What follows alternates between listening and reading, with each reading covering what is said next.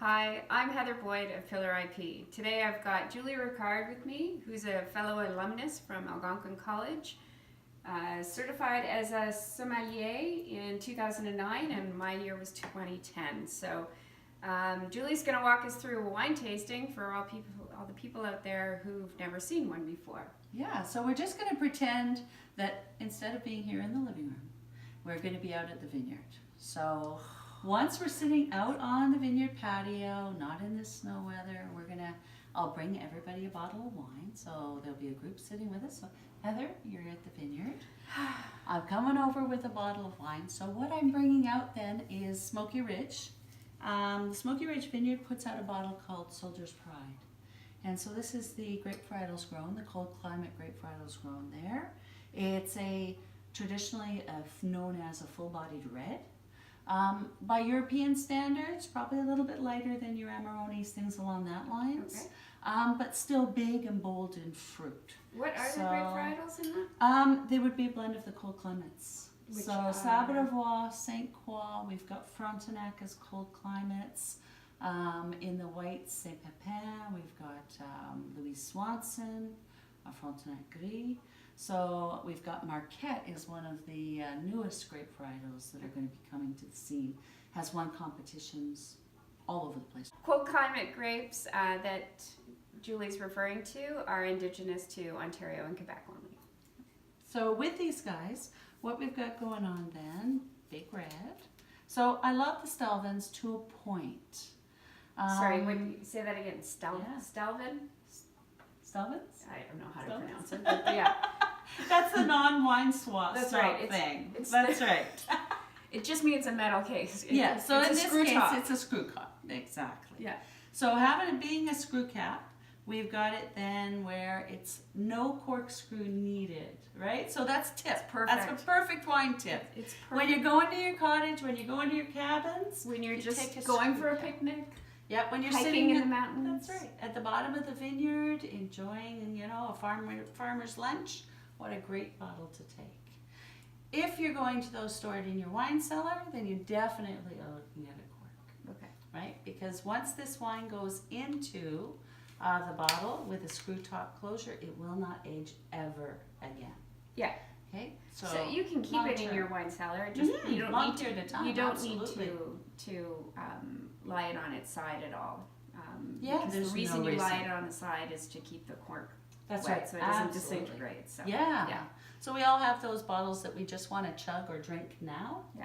Right. So she didn't show you, but in terms of opening the Stelvin clasp, it's easy to just grip and turn the entire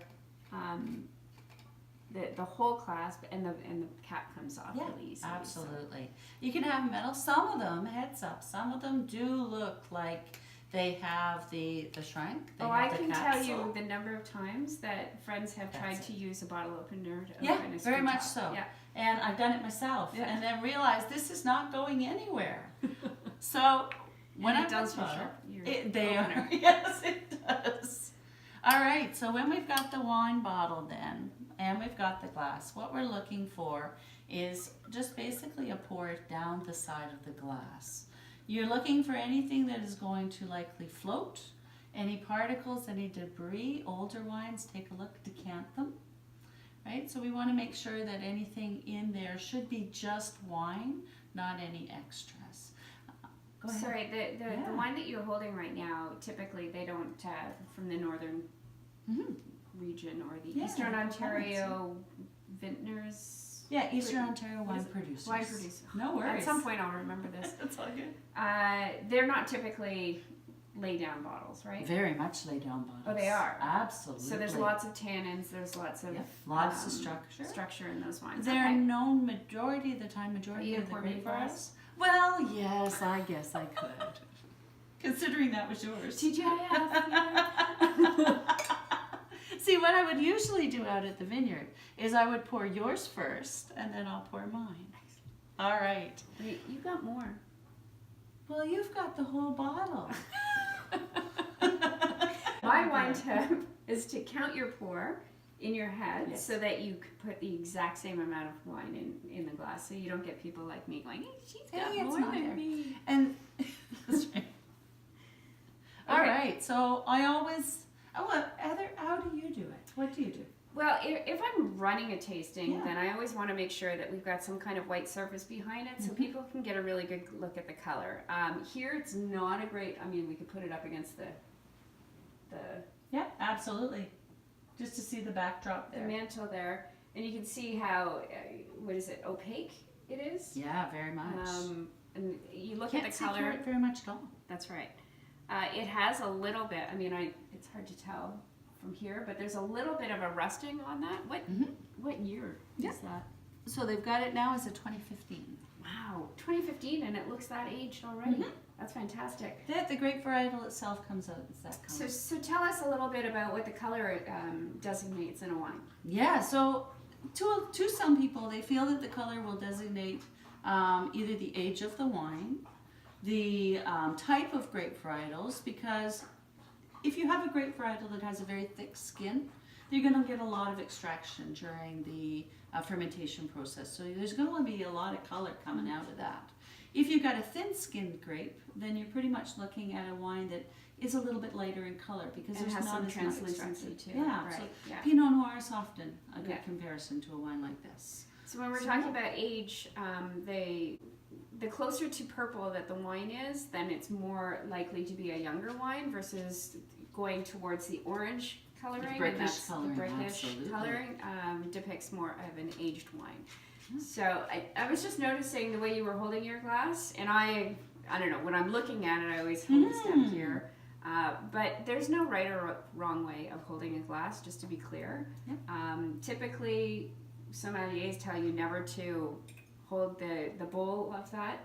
I think that's a poor statement, because if it's really cold out, I'm holding on to that. You so are, I want to warm it up a absolutely. bit, depending on the You what the want to warm temperature up is. your reds a little bit. Yeah.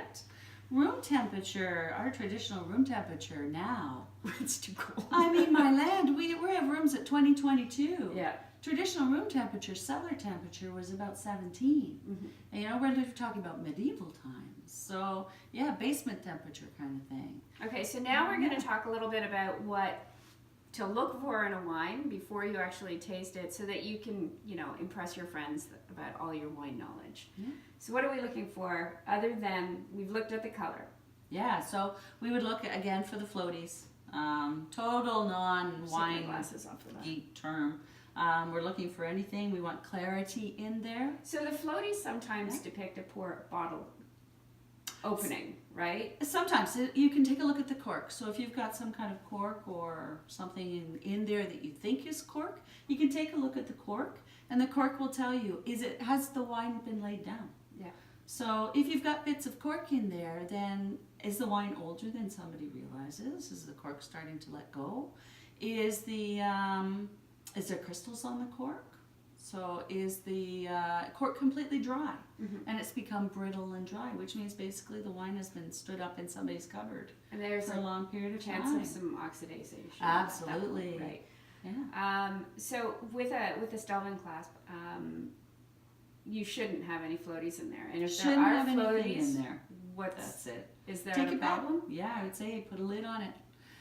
The floaties can come though in the sense of sort of a gravelly down here in your Well, glass, sediment which and for stuff. sediment, Yeah. right? It's from the tannins. It's from, so the wine could have been left for a longer period of time. Yeah. Tannins are going to still settle out. Your sediment's still going to settle, Yeah. even if it's a screw cap. So yeah, so I would also look at the legs.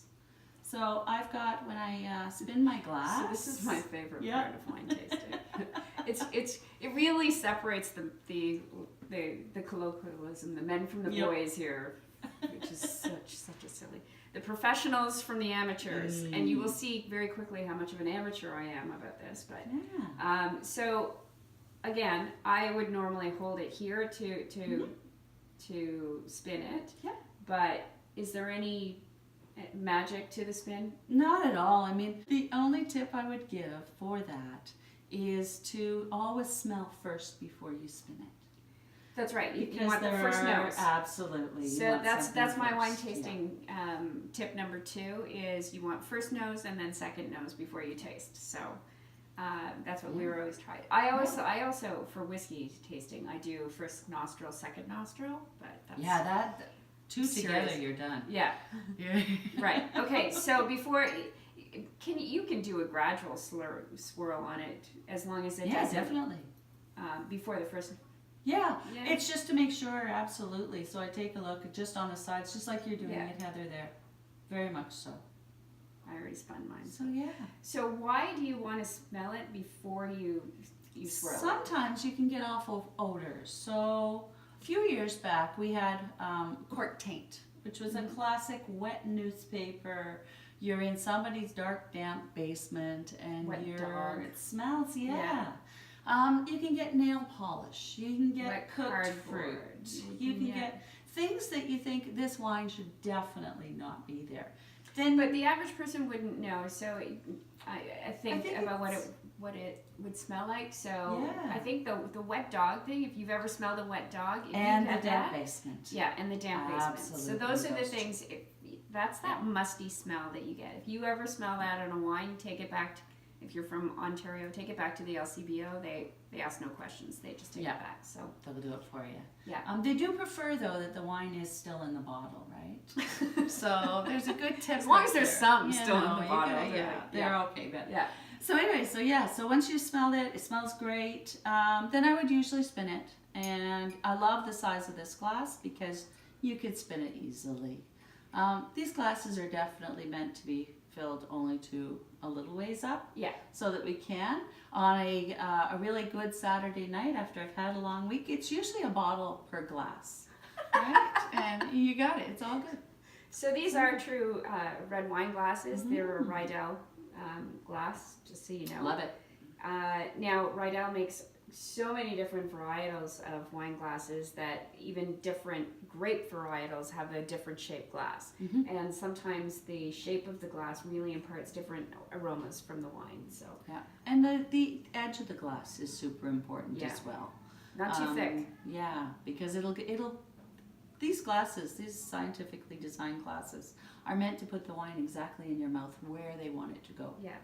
Not to Um, mention it's yeah. embarrassing with the thicker glasses when you take a sip and then And it's it goes dripping all all over the place. Tip So. tip 3.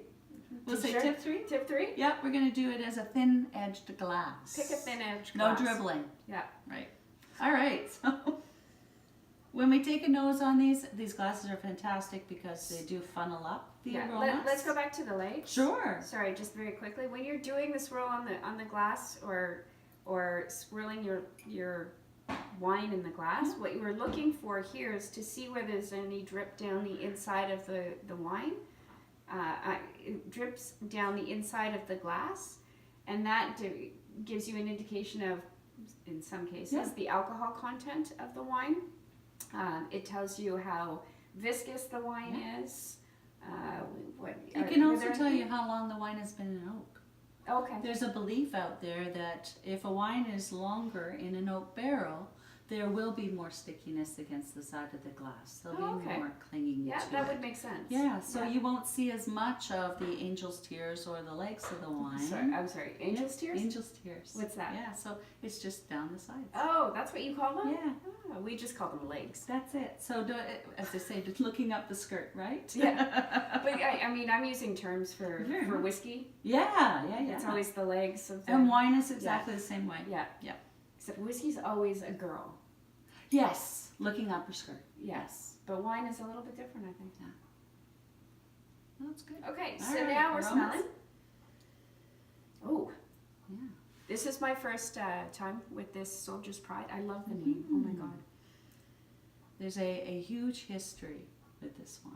So We're not going to go into that right now. Yeah. We'll talk about that afterwards.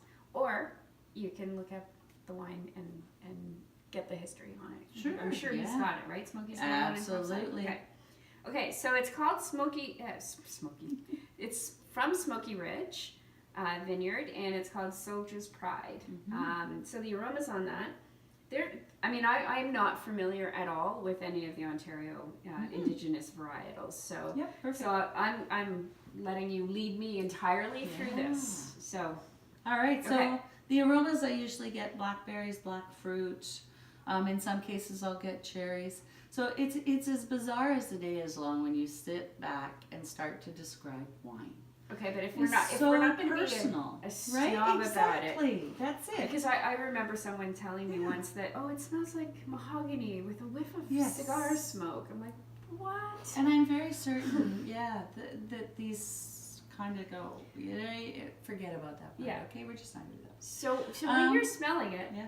do you like the smell? Does it help create juices in the back of your mouth because your palate is craving to taste this? The one thing I do focus on when I'm looking at doing a wine tasting with a group is that I ask them to, when they close their eyes and think about the wine and just kind of take that first smell, what is the first fruit or what is the first food product that pops into their mind? Yeah. And in some cases, it's not a fruit at all. Mm-hmm. In some cases, somebody will say to me, that's my barbecued sausages. That's what I had on the barbecue last night. I can totally smell a meatiness to this wine. Or, oh my land, it smells like my pizza. You know, so you've got those kind of associations that are happening. Yeah. And it's really cool that way because a lot of the wine and food pairings happen because of what you smell in the glass. Right. It's the first fruit, something that pops into your head that's going to trigger it and say, this is why I'm having this wine for dinner tonight. Right. When you're smelling wines, that is exactly what you're going to taste. Your taste bud, you only have, what is it, 6, 7 taste buds? 6. Yeah, about 6, I think. 6 taste buds. If you count umami. Yeah. So you can't differentiate all these different smells. No. It's all an aromatic Association. Aromatic memory, I think it is. I think so.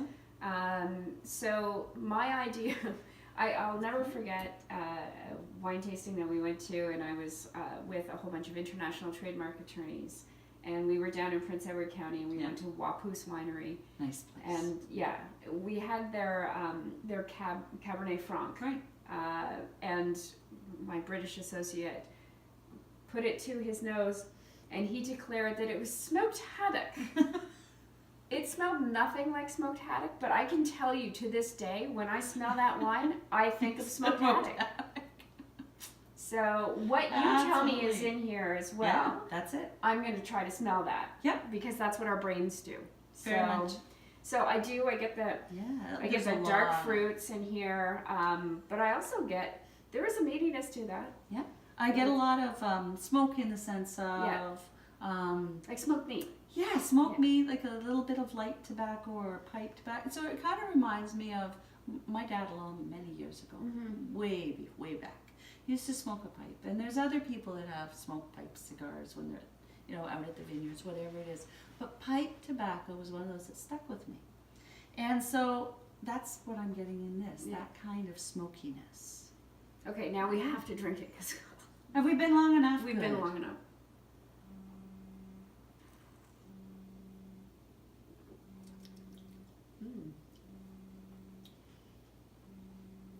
So when you take a sip, enjoy it. Take your time, mull it over in your mouth. I kind of chew it a little bit the first time. Yeah. Let some air go over it while it's crossing your tongue, because that helps to open up whatever aromas that are kind of imparting themselves as flavors in your mouth. And just enjoy it. Oops. And I think so. Just a second. Oh crap. It's okay. Sorry. It's sort of part of the thing to remember with this too is that it's our first taste of the day. Right. Right? Which is okay. It is somewhere. It's 1 o'clock. That's right. So being the first taste of the day, our taste buds are so energized, they're so fresh, that the second or third taste of this wine is going to be completely different to what we've just tasted. So yeah, as we Do you have sit any more and wine tips chat, right now? Because I have a wine tip. Go for it. Do not brush your teeth prior to doing a wine tasting. Absolutely. Yes, because you'll get something that is just not. It's a photograph moment. It is. For anybody that's with you. But that's about all it's good for, yes. So there's a, what do you not do before you are wine tasting? You don't. Yeah, you don't brush your teeth. Don't drink orange juice. Coffee. Don't drink coffee? I always find that coffee if you come to the I think vineyard if right you're- away, it overpowers everything. Well, I think if you're drinking red wine, then coffee can actually enhance the flavor sometimes. It might have coated your tongue already. So, yeah, maybe. There's a ton of coffee drinkers out there, and I That's don't want to tell it. them not to drink wine. No, but So- just having your coffee right there side by side with Oh, your yeah, glass no, of no, wine. that's- yeah, don't do that. Maybe no. Yeah. Exactly. But in terms of yes. And limit or try to avoid wearing perfume or cologne when you go to a wine tasting. And a lot of the times the order of the wine tasting, there's a good tip right there. I would always start with a rosé. I would work my way through to a white, and then I would have the reds. Really? And the reason I do that is because I find that the acidity, I like a lot of rosés, unless you're really doing a dry rosé, and then I would do the white, the rosé at the Yeah, I end. prefer the dry ones. Yeah. When I'm having a sweeter style rosé, then I would go sweeter style rosé, I would go white, and then I'd go red. Okay, and if it's a dry A rosé, then I'd go, yeah. I think it a lot depends on what you're eating. Personally, Yeah. For me, it's whatever you're eating, what it's going to pair with. because Oh, I'm a absolutely. in a strong restaurant. proponent of that. Definitely. Or it has to do, for me, it has to do with temperature of the day too. Yes, true. So Yes. I prefer to have a nice crisp white. Yep. If it's really, really hot out. Oh, 100%. At dusk, a rosé for sure. In the evening, a red wine. Before the fireplace, a red A wine. heavy duty red wine, very Yeah. much so. Yeah. Absolutely. Or a whiskey or whatever. But Yeah. we're getting off topic here. Okay, so once you've finished your tasting, then what are you looking for in terms of a wine? Like, Yeah, so I'm looking for first the initial fruits because I focus as a sommelier most of the time. Any of my focus is going to be on the wine and food pairings. So I'm going to look on the fruit. I want to see how long that wine is going to last in my mouth. So the terminology finish. and not like holding it in your mouth once you Exactly. swallow. It's let's be clear. So yeah, so once you swallow the wine, how long that finish or how long the wine will last in your mouth, because if you have a wine that drops off immediately after you've swallowed it and you can't taste it anymore, I wouldn't say that was the best food wine. And bleh. And I don't think that's considered a balanced wine either. Not at There's all. got to be No. enough. So when they're talking about a wine balance, generally what they're talking about is that the aromas that you smell on the wine follow through in the finish for the same amount of time. So if you're smelling it and you get a big bold smell in your nose, and then you taste it and that big boldness isn't still there, and then it dies right off, that's like you're not holding that flavor in your mouth, then that's an unbalanced wine, and that's not what you're looking for. Yeah. So you're looking at I would say the two things that I'm looking for is the flavor profile, what it tastes like for me, and also how long it's lasting, and then yourself as well, Heather. Yeah. I like this wine. I think I find it a little bit light. I mean, the aromas I don't find were overpowering. I find it a very balanced wine, but I find it really light. Like it's a good sipping wine, and I find it so difficult to find a good sipping wine because our industry is inundated now with those big, bold, jammy, juicy wines from California, Australia, even Malbecs from Argentina, which are fantastic value wines.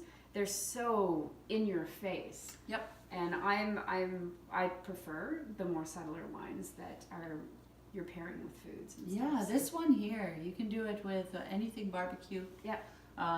You can do it with vegetarian. It's great with eggplant. You can pretty much this will be an axe wine. You can do an appetizer. It's so versatile. Excellent. And I just like sipping it. Perfect. My favorite part is when my glass is empty and Well, I'm mine having almost another one. is. So, any further wine tips that we can do? Yeah, visit your local vineyards. That's my biggest wine tip of all. Get out there and explore what's close to home. So I have a It's wine so tip there. with that too. The wines always taste much better at the vineyard, so that's a Oh, great wine and they tip. do. So Absolutely. definitely get out to your local vineyard and try the wines. Cheers. Cheers. Thanks for joining us to share some wine tasting tips today. If you like what you saw here today, please like, share, comment below, and subscribe to our channel.